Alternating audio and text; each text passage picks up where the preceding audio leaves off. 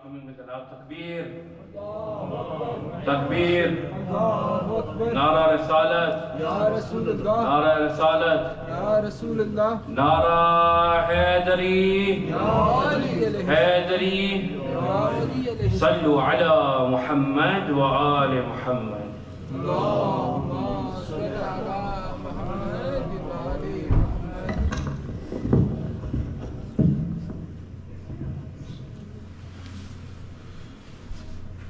ما شاء الله لا حول ولا قوة إلا بالله العلي العظيم. حسبنا الله ونعم الوكيل، نعم المولى ونعم النصير. ربي اشرح لي صدري ويسر لي أمري واحلل عقدة من لساني يفقه قولي. أعوذ بالله من الشيطان اللعين الرجيم. بسم الله الرحمن الرحيم. الحمد لله الذي جعل الحمد مفتاحا لذكره وسببا للمزيد من فضله ودليلا على آلائه وعظمته. ثم الصلاة والسلام والتحية والإكرام على النبي الأمي المكي المدني الهاشمي الذي سمي في السماوات بأحمد وفي الأراضين بأبي القاسم محمد.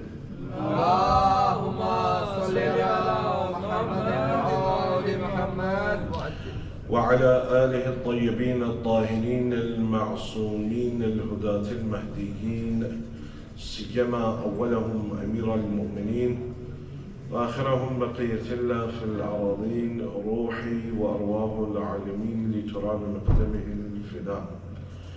ورحمة الله على محبيهم ومواليهم وشيعتهم أجمعين، ولعنة الله على أعدائهم ملعونين. أما بعد, for the happiness of Hazrat Zahra Marziyah, for the enlightenment of the graves of Yawm al-Humeen, of the graves of the Shahada, Ulama and Siddiqeen, for the safety of the followers of Ahl al-Bayt around the world, and for the safety and the hastening of the reappearance of Hazrat Baqiyatullah al-A'zam Arwahun al-Fida, please recite your loudest salawat. Allahumma salli ala Muhammad wa ali Muhammad. All praise due to Allah subhanahu wa ta'ala, the one who is Rahman and the one who is Rahim. Alhamdulillah, we have reached our 8th lecture of this holy month of Ramadan, and a thought occurred to me, said that at the rate that we're going, we're going to have more cameras than we have people. Every day one new camera is introduced. But alhamdulillah. Second thought was this. Dua Qamil was being recited and the last few rays of sunshine were coming through the window, and it reminded me that on Fridays there is a recommended dua to be recited, an extremely recommended dua. It has been narrated from our 4th Imam by a 5th Imam by a 6th Imam. In fact, the 6th Imam gave it to the 7th Imam to recite to allow him to overcome his enemies. According to the ulama, this dua has one of the Isma A'zam hidden within it, one of the divine names of Allah subhanahu wa ta'ala. And this is Dua al-Simat. Its time for recitation is at just before sunset. As the sun is setting into the time of Maghrib, it is recommended that Dua al-Simat be recited. It's a very, very beautiful dua, and one that is not commonly recited amongst ourselves. But if one can find an opportunity tomorrow to recite Dua Simat, or if not in the holy month of Ramadan, outside every Friday. So after Dhuhr, as Friday day is ending, it is recommended that this Dua Simat be recited. Please recite salawat. Allahumma salli ala Muhammad wa ali Muhammad. So the last couple of nights we've been discussing the Day of Judgment and the signs that were to tell us that the Day of Judgment is near. And we said that those signs are categorized in 3. Those that happened at some distance, those that happened nearer to the Day of Judgment, and those signs that will occur as the Day of Judgment is beginning to start, as it were. And we said that we derived this from the life of Hazrat Ishaq, this understanding of Yawm al-Qiyamah from the life of Hazrat Ishaq, because in the Holy Quran, amongst the few characteristics that God does list of Hazrat Ishaq, one of them is that Ishaq alayhi salam was an individual whom would be in remembrance of the Day of Judgment. And this remembrance of Yawm al-Qiyamah has a number of benefits, and towards the end of the lecture I'll list them very quickly. What we have from ahadith, what we have from Quran, as to what the benefits of remembering the Day of Judgment is. Each of the Imams would draw the attention towards the people, towards, or draw the attention of their companions towards the Day of Judgment, towards death, to remind them. One of those occasions, because one of the effects of remembering Yawm al-Qiyamah, remembering death, is that it gives hope, which is counterintuitive to what we think, that should it give hope, it doesn't give us hope. But in reality, one of the effects of remembering the Day of Judgment is that it gives hope. So on the way back from Siffin, Amir al-Mu'mineen with his army, now you have to remember, this is an army that is broken. Morally, it is broken. They've been fighting for months against Muawiyah, and then right at the end, the whole incident of Amr ibn al-As and Musa al-Ash'ari happens. And the arbitration that occurs there. And then the breakaway of the Khawarij from that group, and the breakaway of the Khawarij from the main army of Amir al-Mu'mineen, and the fact that his own soldiers are rather dejected. When Amir al-Mu'mineen returns back to Kufa, or just on the outside of the outskirts of Kufa, they say that Amir al-Mu'mineen took his army to a graveyard. Yeah? Around the back of Kufa, the Zahir in Kufa. Here, Amir al-Mu'mineen takes them inside the graveyard, and then he begins to address the people of the grave. He says, Ya Ahl al-Diyar al-Muhisha, wa mahal al-Muqfira, wal-Qabur al-Mudlima. He says, O people of those, O dwellers of scary homes, O dwellers of homes that are empty, O those that live within dark graves. Ya Ahl al-Turba, O people of the earth. Ya Ahl al-Ghurba, O poor people, O people of poverty. Ya Ahl al-Wahda, O people of loneliness. Ya Ahl al-Wahsha, O people of those that are filled with fear. أنتم لنا فرة سابق وَنَحْنُ لَكُمْ تَبَعٌ لَاحِقٌ. Says, you rushed ahead of us, leaving this world. But we're coming behind you. We're coming after you very soon. And then Amir al-Mu'mineen begins to explain certain things to the people in the grave. He says, أَمَّا دُورَ فَقَدْ سُكِنَتْ. Says, as for your houses, please recite salawat. Allahumma salli ala Muhammad. فَأَمَّا الدُّورَ فَقَدْ سَكِنَتْ. As for your homes, there are other people living within them now. وَأَمَّا الْأَزْوَاجِ فَقَدْ نُكِحَتْ. And as for your wives, other people have married them. وَأَمَّا الْأَمْوَالِ فَقَدْ قُسِمَتْ. And in regards to your wealth, it's been distributed amongst the people. هذا خبر ما عندنا. This is the news that we bring you, O dwellers of the grave. فما خبر ما عندكم. And what news do you have for us? The context is what? Amir al-Mu'mineen has brought a broken army from Siffin back. A totally demoralized army that has been fighting for months has now faced what is a Zahiri loss post the arbitration, and then the breakaway of the Khawarij. These people are totally demoralized. But Amir al-Mu'mineen takes them to the graveyard and says, this dunya that you weep over, these losses and these wins that you hold so dear, in the end, this is the reality of it. In the end, this is it.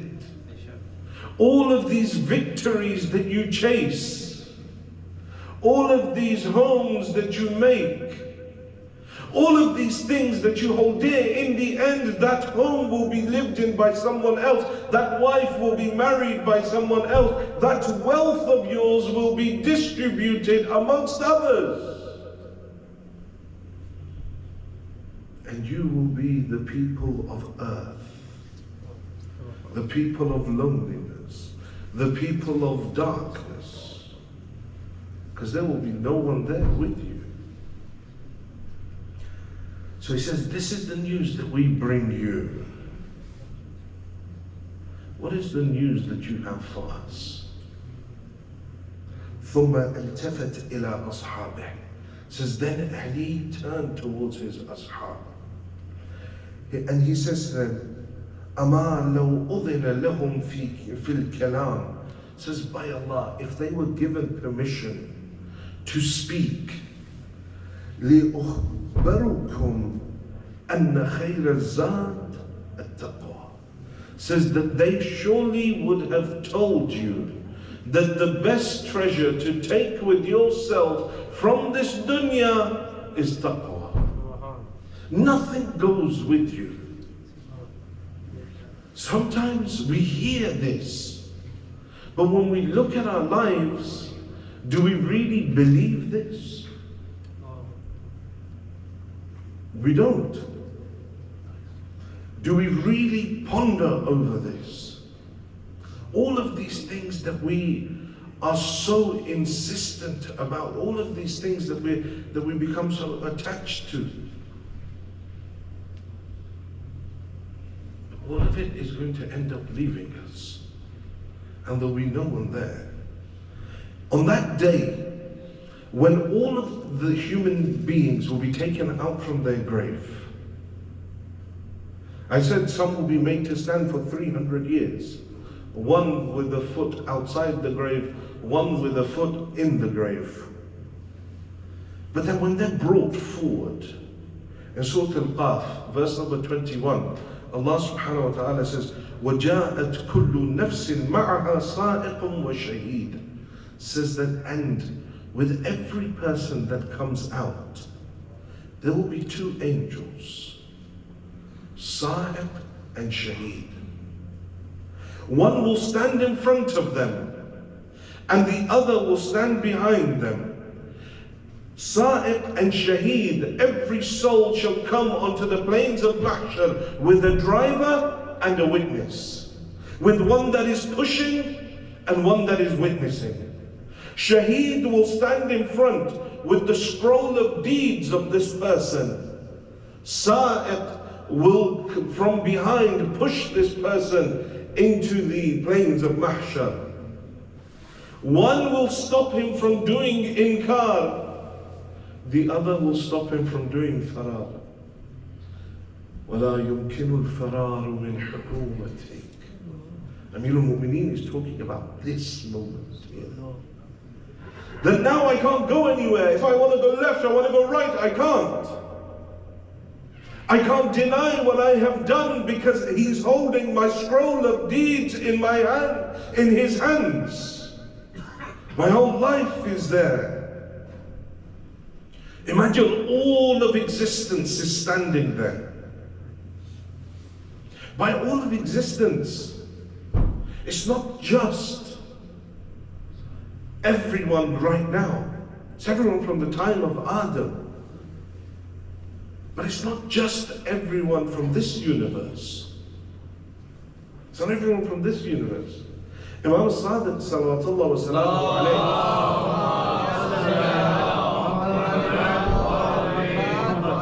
alayhi, he says that when all of Mahshar will be filled, first will be the people from this universe, and all of the angels from your heavens shall surround you.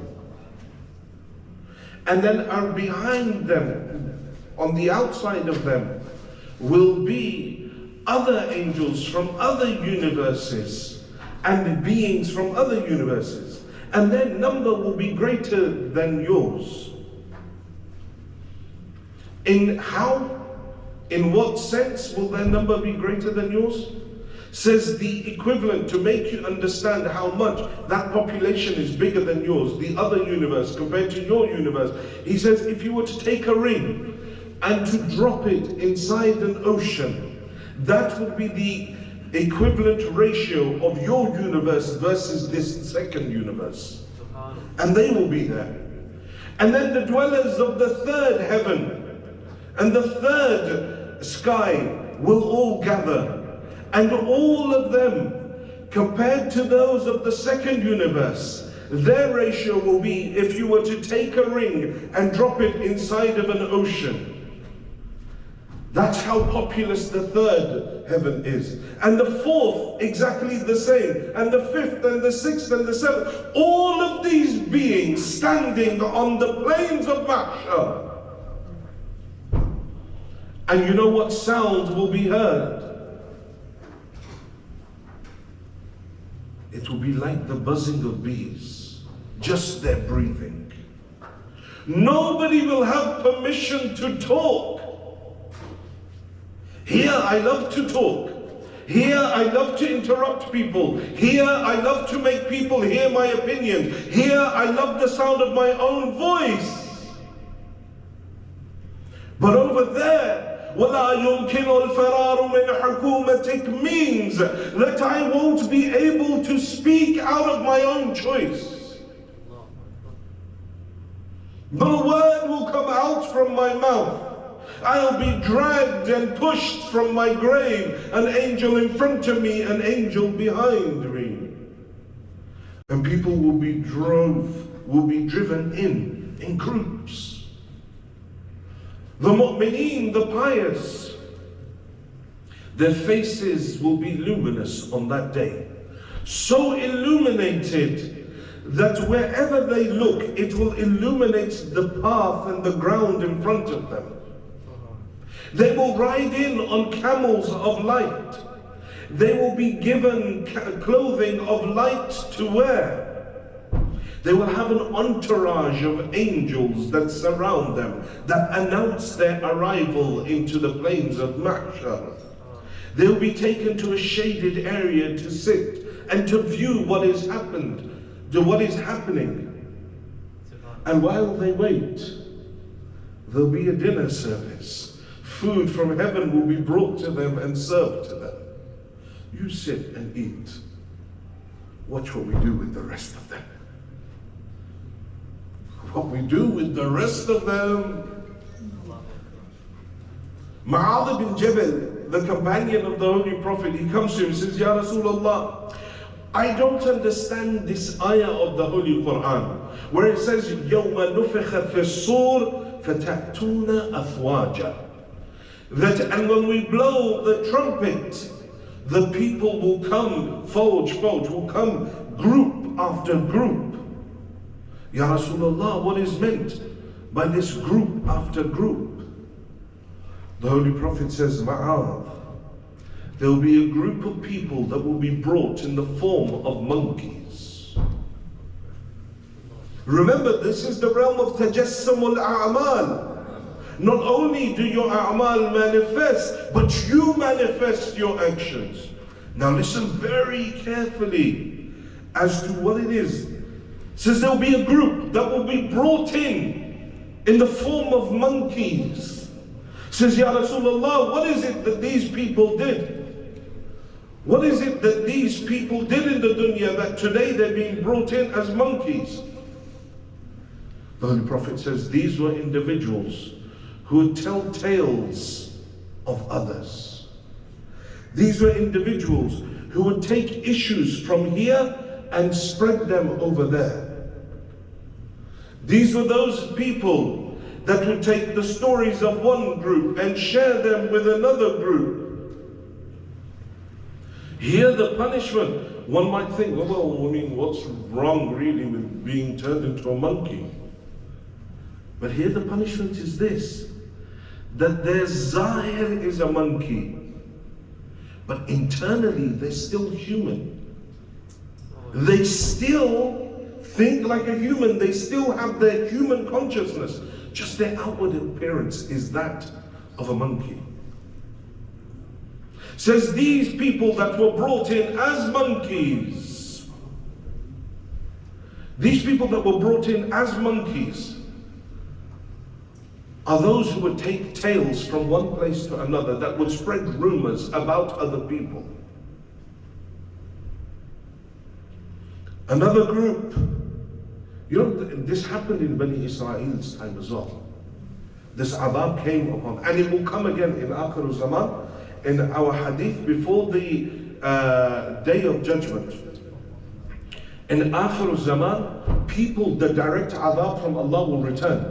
So people will be turned into animals or trees. And there's a famous event, I was telling the brothers last night, that of Shaykh al-Ansari, where Shaykh al-Ansari is asked that what is the iddah of a woman whose husband turns into an animal, and what is the iddah of the woman whose husband is turned into a tree. So in Akhir-ul-Zaman, this will happen again, that people will begin to turn into animals or trees as a result of their sins. It happened to Bani Israel. Those individuals in Bani Israel that were turned into animals, the riwayat say did not last more than 3 days. Why? Because their outward was an animal, but their internal, their consciousness was all human. It was they couldn't bear it. And so they would die. Well, this is Yawm al-Qiyamah, there is no death. If you die, you're revived. The second group will be brought in the form of pigs. Ya Rasulullah, what did these individuals do? These were individuals who in the dunya had accustomed themselves to haram income.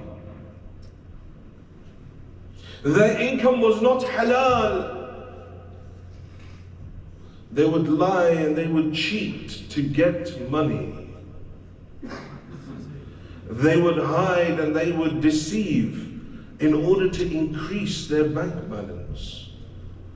And so they became accustomed to haram income. Here, consumption of haram income is not just reserved to you. It's also to your children that you feed. That's why Sayyid al-Shuhada says, قَدْ مُلِيَتْ بُطُونَكُمْ مِنَ الْحَرَامِ. Your stomach is filled with haram. That's why the words of the Imam have no effect on you. And this extends forward, not just the words of the and not just the presence of the Imam, but the words of the Imam. You'll hear certain people that there'll be the dhikr of Ahlul Bayt happening, there'll be the hadith of the Imam being recited. They won't care. They'll be having own conversations, they'll be talking over. We've spoken about dua iftitah, all of these ad'iyat. And one of the reasons why this adab gets taken away, قَدْ مُلِيَتْ بُطُونَكُمْ مِنَ الْحَرَامِ. So if ever you look around and you see people who don't give importance to the hadith, to the majlis, to the dua of Ali Muhammad, first thought, Ya Allah, save us from haram income. Because their stomachs are filled with haram. Otherwise, why else would they turn away from the dhikr of Allah and the dhikr of Ahlul Bayt? You have to be very wary of it. These individuals, because of their haram income, will be brought as pigs on Yawm al-Qiyamah. Another group will be brought in, inverted, upside down, being dragged on their faces. Their faces will be dragged upon the earth. Ya Rasulullah, who are these people? What was their sin? Says these were individuals who in this dunya made an income from interest. Made an income from interest, from riba. You remember a few weeks ago when I came for the istishhad of, I think, Imam al-Kadhim or Imam al-Jawad, I said to you that why is that not a single person from Bani al-Abbas, none of them are good. None of them. Or if they were good, they were semi-good, but they still wouldn't give up their seat.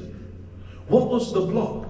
And I tracked it back for you to Abbas, the uncle of the Prophet, whom in the period of Jahiliyyah would give loans with interest. The effect of that giving loans with interest is that the whole generation of Bani Abbas became damned. How many generations between Imam al-Kadhim or Imam al-Jawad, Imam al-Hadi, Imam al-Askari and Abbas, the uncle of the Prophet, and the period of Jahiliyyah? Almost 200 years. And the effect was still being felt.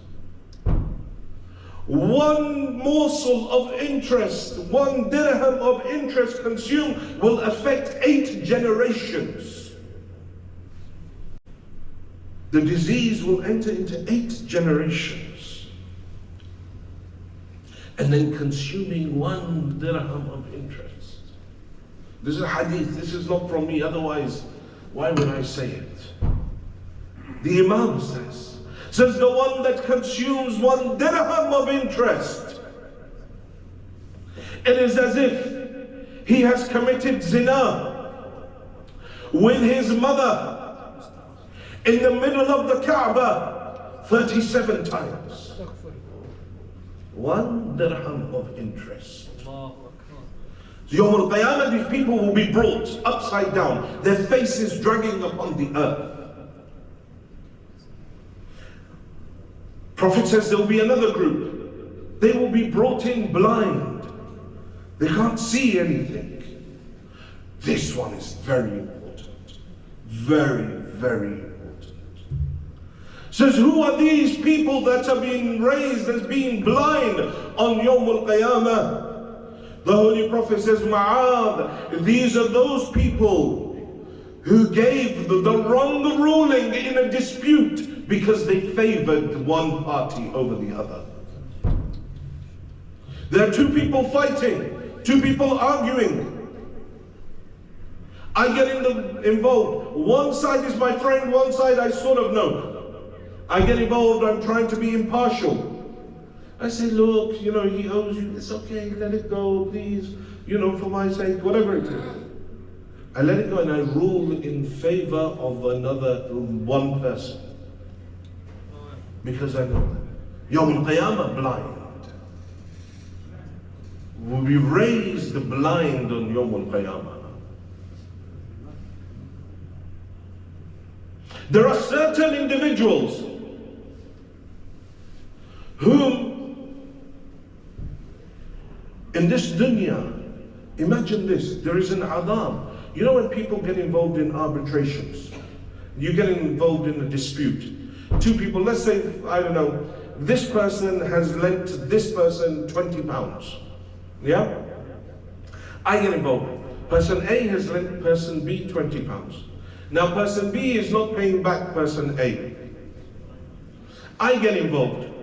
I say, look, he's like, I can't afford to pay him back, and and this person's like, I gave it to him, he promised that he would pay it back. So I get involved, I say, look, okay, let's try this.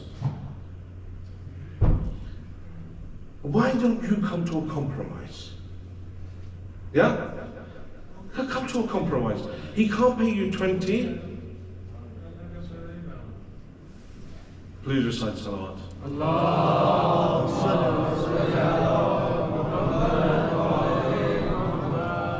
Another salawat.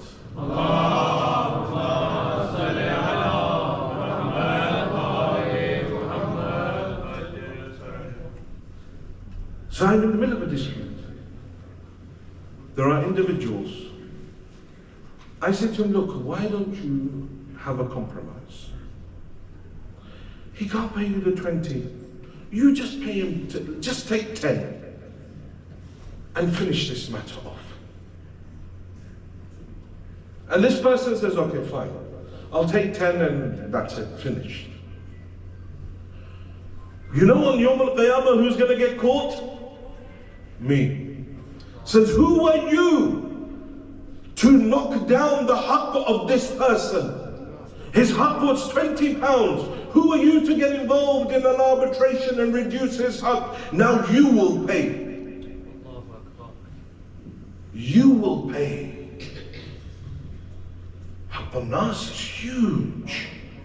Haqq al-Nas is something which is something that if you take lightly, it will destroy you in this dunya, in the akhirah, Yawm al-Qiyamah. Says those that were brought in blind were those who gave wrong rulings in the matters of dispute. There will be a group that will be brought in deaf and dumb, unable to hear, unable to speak. Ya Rasulullah, who are these people? These are the people that in the dunya enjoyed hearing their own praise. They loved listening to their own praise from people. They always wanted people to say good things about them. So they would always sit back and set themselves up to hear their own tarif, their own praise. This is a disease. Want to hear how good I do khidmah of Ahl al-Bayt alayhi salam, be it on the minbar, off the minbar, be it, certain things I do, I want to do it openly, loudly, so everybody sees, changa moment. Badi khidmat karta ho, badi khidmat. Because of my own self-conceit. Because I don't have yaqeen, Allah is seeing it, so I need to jump up and make a song and dance of every little bit of khidmah that I do. Because I want everyone to know who I am and all the good I am doing on the minbar and for tashayyo and everywhere. I'm going to post everything and anything I can so that people know how great I am. Says those that are self-conceited, that enjoy hearing their praise, that want people to come up and say shabash. So those people, Yawm al-Qiyamah, will be brought in deaf and dumb. They can't hear, they can't speak. Another group will come in who will be sucking on their tongues, but their tongues won't be normal. Their tongues will have expanded larger than their mouths, be sticking out, swollen, filled with pus. And they'll be walking into the plains of Mahshar with this pus-filled tongue, and they'll be forced to suck on that pus. Says, Ya Allah, Ya Rasulullah, who are these people? Says Ma'adh, these are the scholars, the ulama, those who preach but don't act on it themselves. Those who preach a good game, but it doesn't necessarily mean that the ulama is someone that is going to hawza. We're very quick to push the Maulvis under the bus. Right? Take the Maulvi out. No, ulama is the jam of what? Alim. Alim means what? One who possesses knowledge. Any sort of knowledge that you possess and you don't act upon it. You know that doing riba is haram. You know that doing tuhmat is haram. You know lying is haram. You know all of these sins are haram, but you still do them.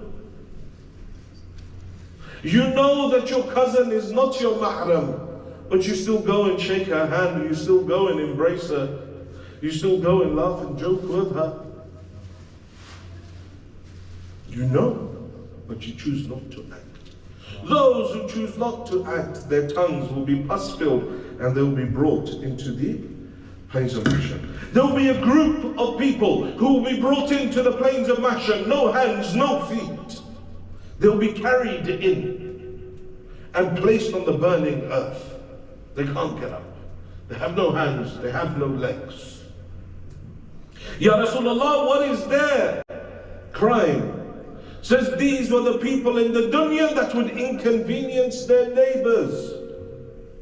They would inconvenience their neighbors. When they had a gathering at their house, they would call their family over, they would leave late, noisy, revving their engines, would wake up their neighbors. These were people when they would come and there was a big gathering at their house, they would block the neighbor's drive. These were people who made their neighbors' lives hell. These were people who had huge exhausts put on their cars and would drive around the neighborhood waking everyone up at 4 a.m. in the morning. The lanat of those that wake up. God, send la'na on this person that's driving around so loudly in this car. And neighbors aren't just, Mr. and Mrs. Smith on this side and Mr. and Mrs. Patel on this side. No, neighbors are 40 houses in every direction. 40 houses. So those that inconvenience their neighbors, Yawm al-Qiyamah, brought in with no legs and no hands. There will be a group that will be brought in who will be hung up from trees made of fire. And they will be made to hang from them and burn. Ya Rasulullah, what is the crime of these people? Says Ma'adh, these were individuals who would slander other people in the dunya. They would do ghiba, they would do tuhmat about others. Things weren't true. They weren't sure whether it was true. It was a half truth, but they made sure they spread it around everyone. They made sure that everyone knew this rumor. These people will be hung from trees of fire on Yawm al-Qiyamah.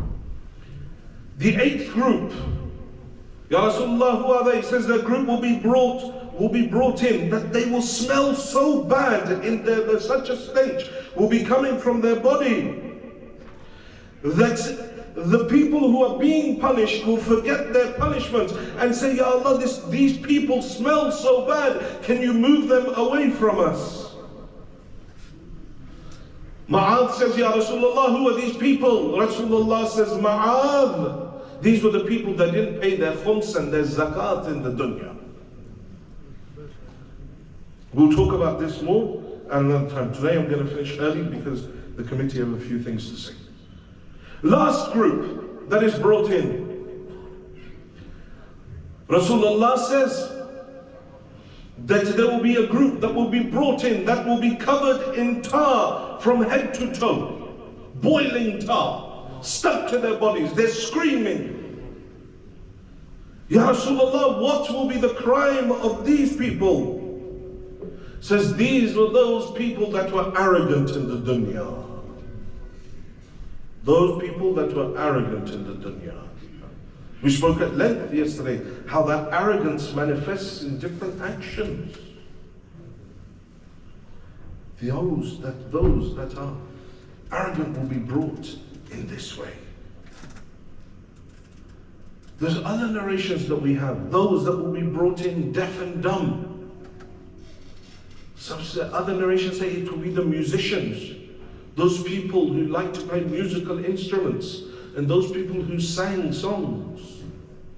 Says those that would play musical instruments in this dunya will be forced to hold on to that instrument, and the instrument will be made of fire and they will be brought in and they can't let go no matter how much they want to let go. Now, I'm not sure whether that applies to Qalandari Damal or not. But you make your own wise, aqli judgment. Use your aql. Putting music where أمير المؤمنين من ضرب قلبه على حرف من آلات الغناء فكأنما لطم عليا على وجهه. That the one whose heart becomes happy at the single note of a musical instrument or the singing voice, فكأنما لطم عليا على وجهه. It is as if he has slapped me, Ali, in the face. Then using that same Ali's name and putting music with it, and we can then make our own judgments. Yawm al-Qiyamah is a day of great difficulty. These various groups will be brought in. But there is one thing that will aid a person at that time, and that is the shifa of Ahl al-Bayt. Tears for Abi Abdullah on that day will come to great use of a person. Great use.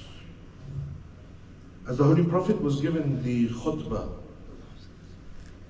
for the month of Sha'ban, at the end of the month of Sha'ban, welcoming the month of Ramadan, the Holy Prophet came forward, he finished it, and then he went over and he saw Amir al-Mu'mineen, and tears filled his eyes. Says, Ya Ali, it is this same month that I see that your face is covered in your own blood. Your blood has covered your face and your beard. Ya Ali, I see you standing in the mihrab and the attacker attacking you. Amir al-Mu'mineen was struck upon the head and he fell down towards the ground. They say as the blood began to flow, Ali picked up the earth of Masjid Kufa. He began pouring it in his wounds. Soon they say Amir al-Mu'mineen couldn't sit, so he'd lie on the earth of Mosque of Kufa. And Amir al-Mu'mineen was looking towards the heavens doing dhikr. Ya Ali, as you lie in your final moments, you were looking towards the heavens.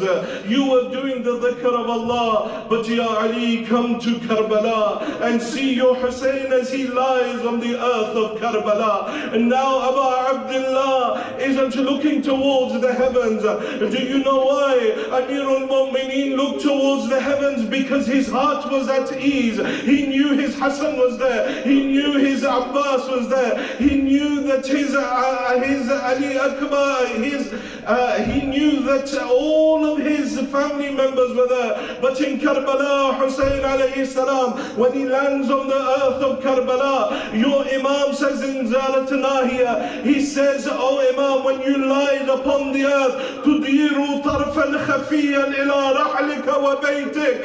Hussein, although you were lying on the earth, your attention was all focused on Zainab and Kulthum in the tents.